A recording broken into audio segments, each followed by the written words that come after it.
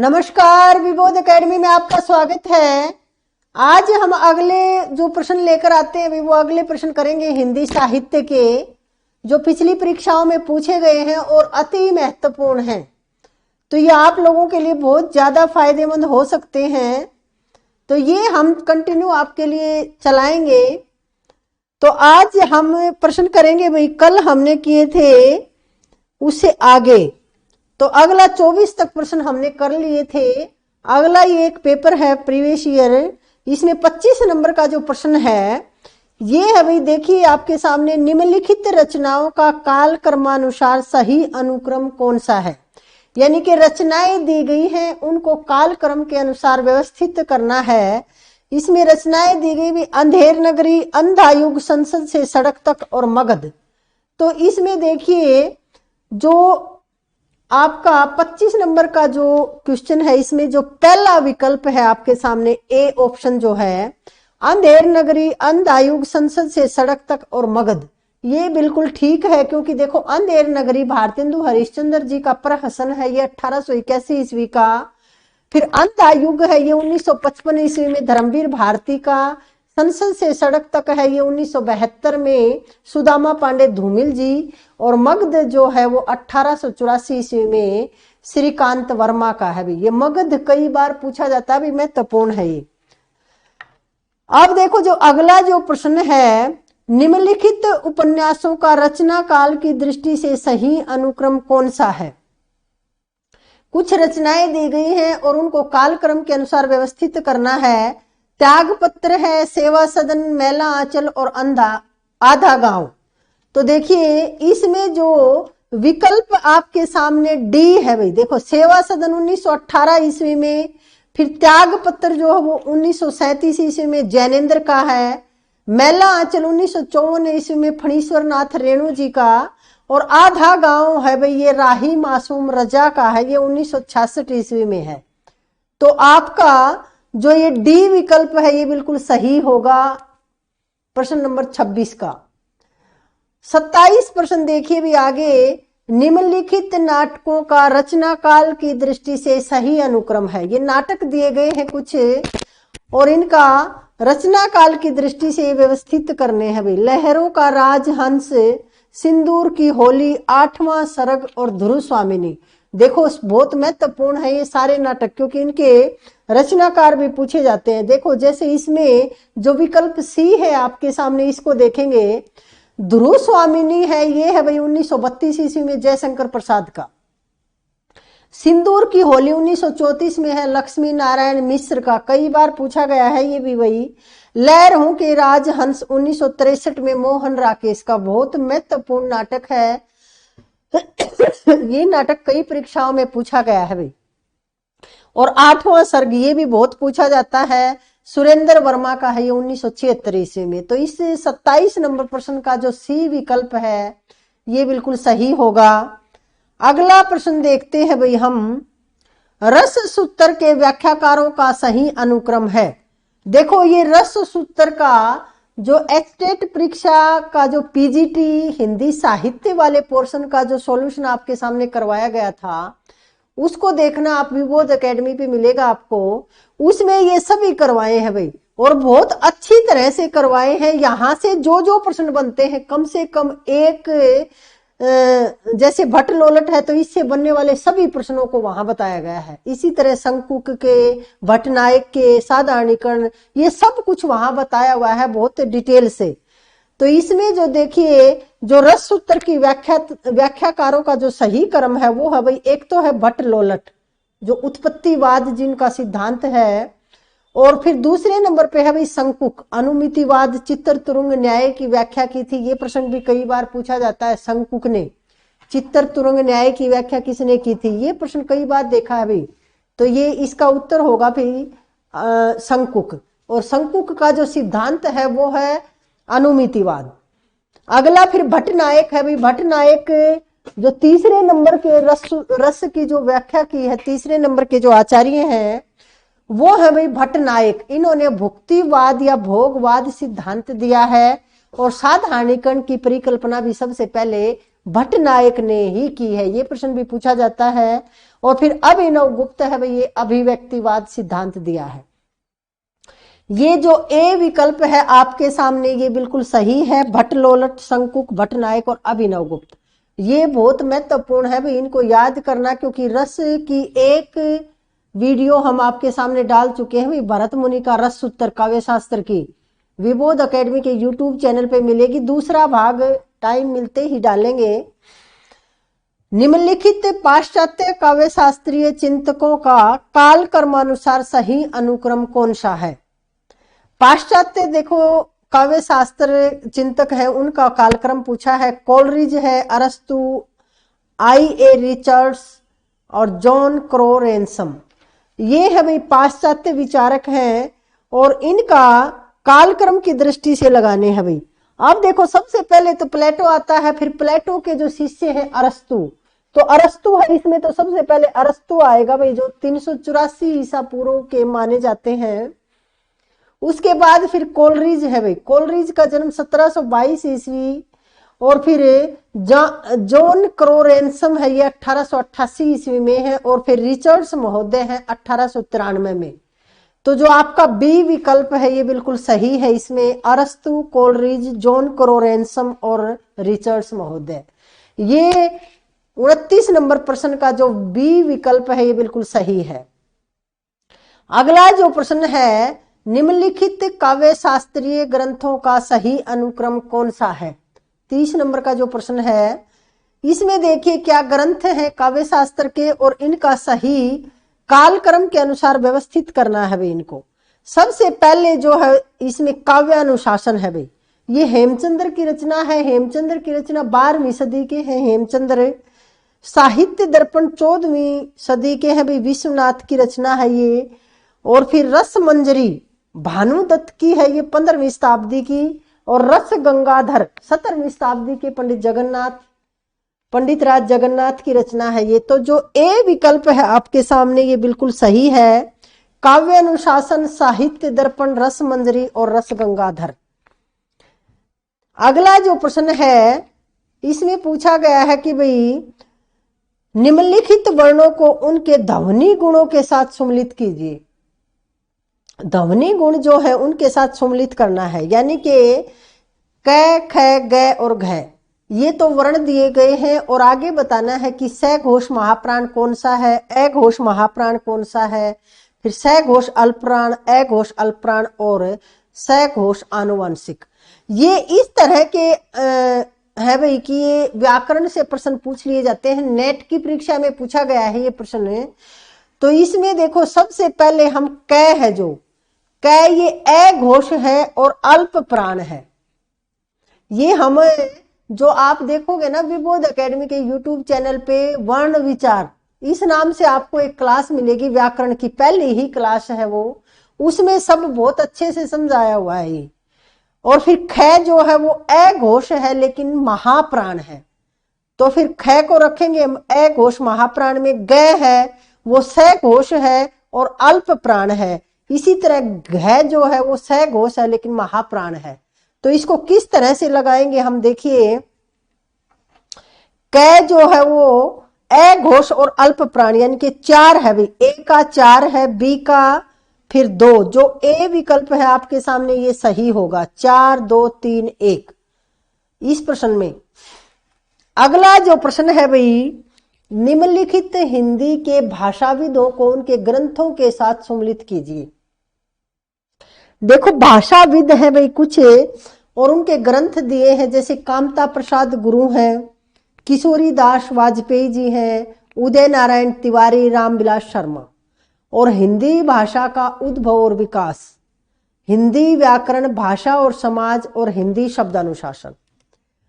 अब देखो अगला जो प्रश्न है 32 नंबर का, इसमें देखो कामता प्रसाद गुरु ने तो देखो हिंदी व्याकरण लिखी है भाई, और फिर किशोरी दास वाजपेयी ने हिंदी शब्दानुशासन लिखा है।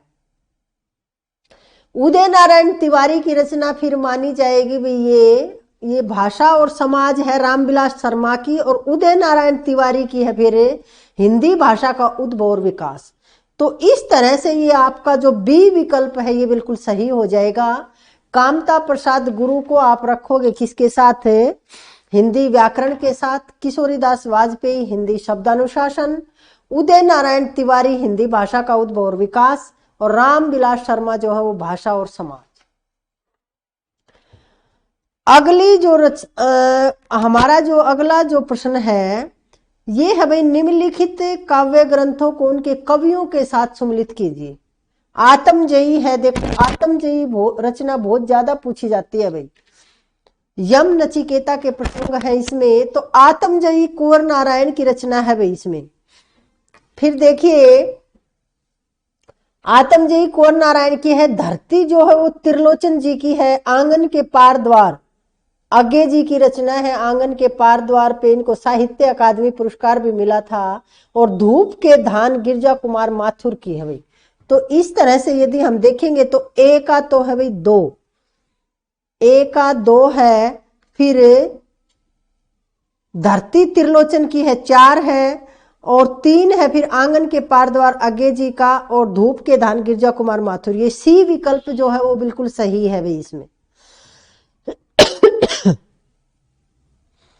अगला जो प्रश्न है, निम्नलिखित ग्रंथों को उनके लेखकों के साथ सम्मिलित कीजिए। देखो कुछ ग्रंथ दिए हैं। शुद्ध कविता की खोज, ये कई बार पूछा जाता है। आत्मनेपद एक साहित्यिक की डायरी और हिंदी साहित्य की भूमिका। तो देखो शुद्ध कविता की खोज दिनकर जी की है भाई। ए का है 4, ए का 4 एक में ही है, डी विकल्प में ही है। तो देखिए शुद्ध कविता की खोज दिनकर जी का है। आत्मनेपद अज्ञे जी का है। एक साहित्यिक की डायरी मुक्तिबोध की है रचना।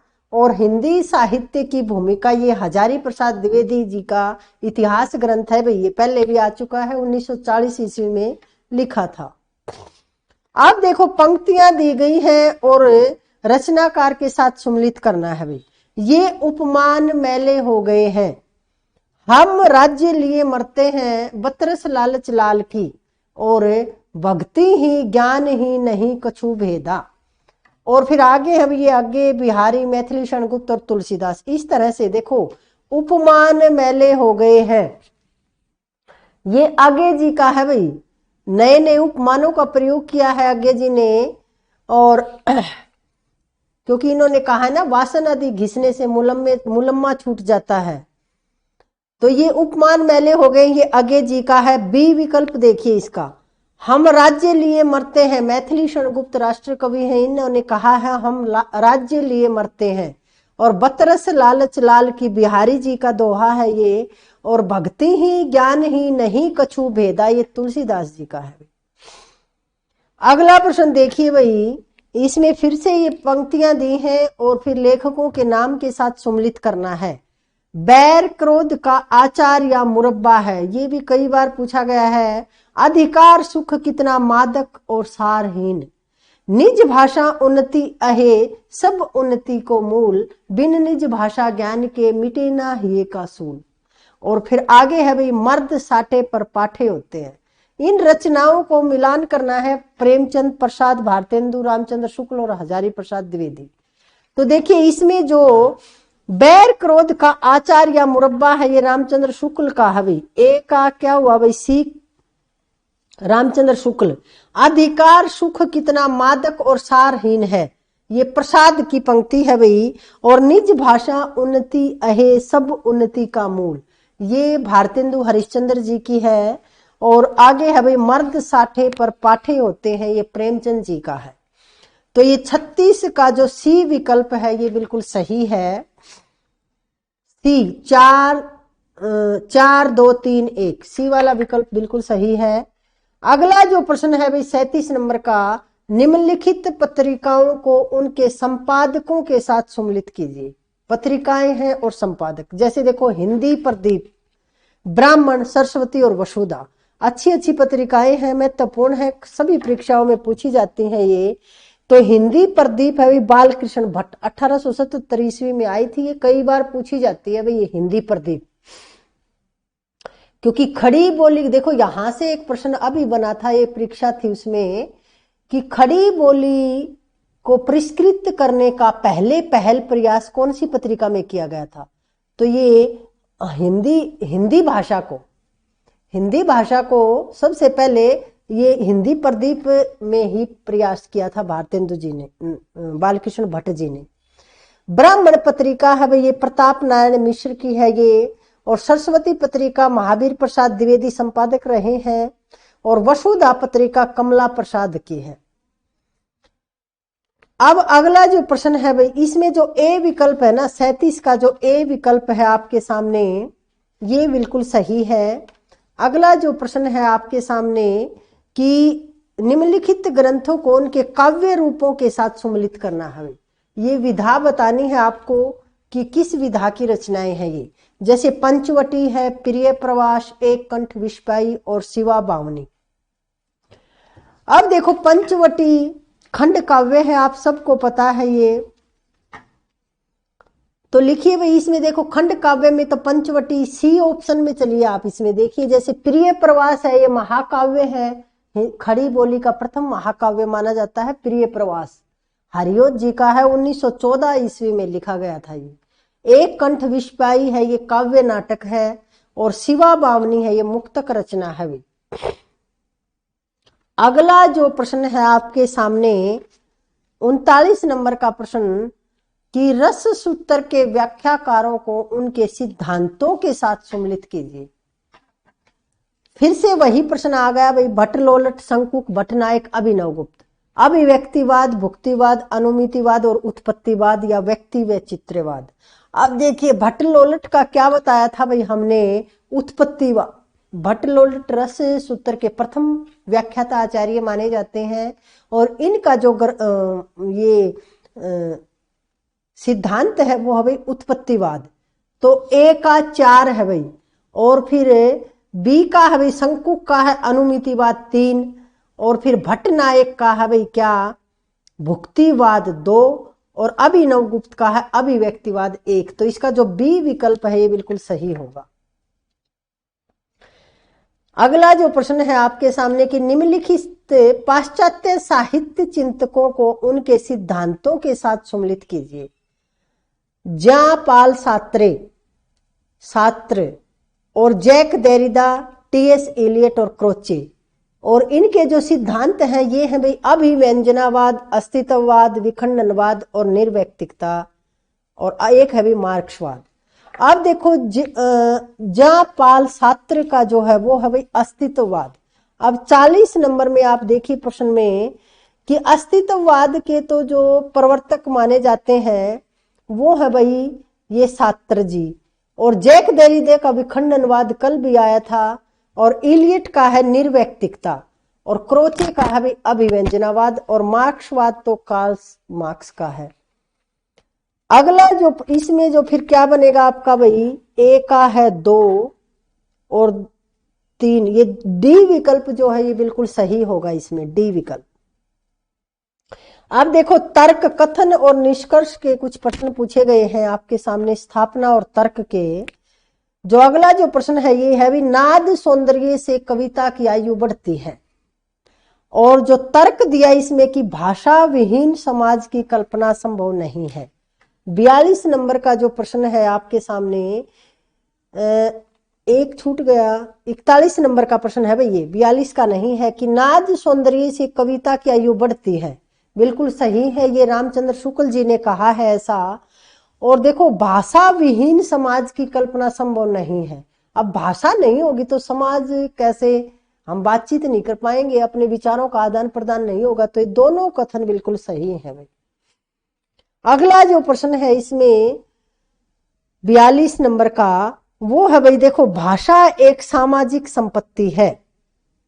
और जो तर्क है इसका ये है भाषा विहीन, नहीं सॉरी भाई मैंने गलत पढ़ा है। देखो 41 नंबर का प्रश्न जो है ये है नाद सौंदर्य से कविता की आयु बढ़ती है। बिल्कुल सही है ये बात। और फिर अगला जो इसमें तर्क था कि नाद का संबंध छंद से होता है, इसलिए जो लोग छंद की परवाह करते हैं उनकी कविता की आयु अधिक हो जाती है। बिल्कुल सही है भाई, क्योंकि छंद से कविता की आयु बढ़ती है। बिल्कुल सही है, दोनों सही है इसमें। अब 42 नंबर में देखिए, भाषा एक सामाजिक संपत्ति है और इसमें तर्क दिया है भाई, भाषा विहीन समाज की कल्पना संभव नहीं है। तो ये भी दोनों है भाई, दोनों सही है इसमें भी, क्योंकि भाषा समाज में ही सीखता है आदमी, सामाजिक संपत्ति है, और भाषा विहीन समाज की कल्पना संभव नहीं है, बिल्कुल नहीं है। तो ये दोनों सही है भाई। अगला जो प्रश्न है आपके सामने, ये आज का आखिरी प्रश्न है शायद, तो इसमें देखिए भाई, ये है आधुनिक हिंदी आलोचना पर पश्चिम के साहित्य चिंतन का गहरा प्रभाव है।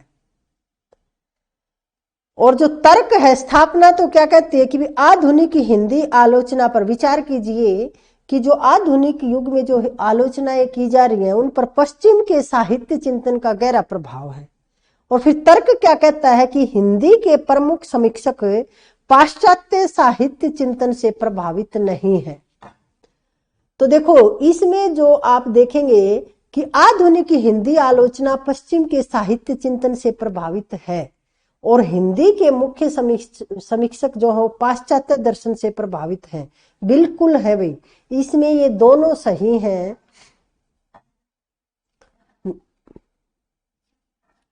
तो ये हमारा आज एक प्रश्न और है जी, अगला भी आपने लगाया है। चलो, आज ये हमारा कंप्लीट हो गया है।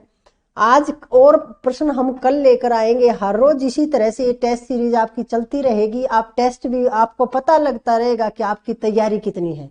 बाकी हम डिटेल से तैयारी तो करवाते ही हैं। जो हमसे जुड़े हैं, नहीं जुड़े हैं जो बच्चे, वो हमारे विबोध एकेडमी के ऑनलाइन प्लेटफॉर्म से हमसे जुड़ सकते हैं। अब सीमित समय के लिए छूट दी है हमने फीस में, तो आप उसका लाभ उठा सकते हो। विबोध एकेडमी नाम से एप्लीकेशन है हमारी, वहां पे डेमो क्लास भी है और ये टेस्ट, ये प्रश्न भी आपको बहुत से मिल जाएंगे वहां। आज के लिए इतना ही, धन्यवाद।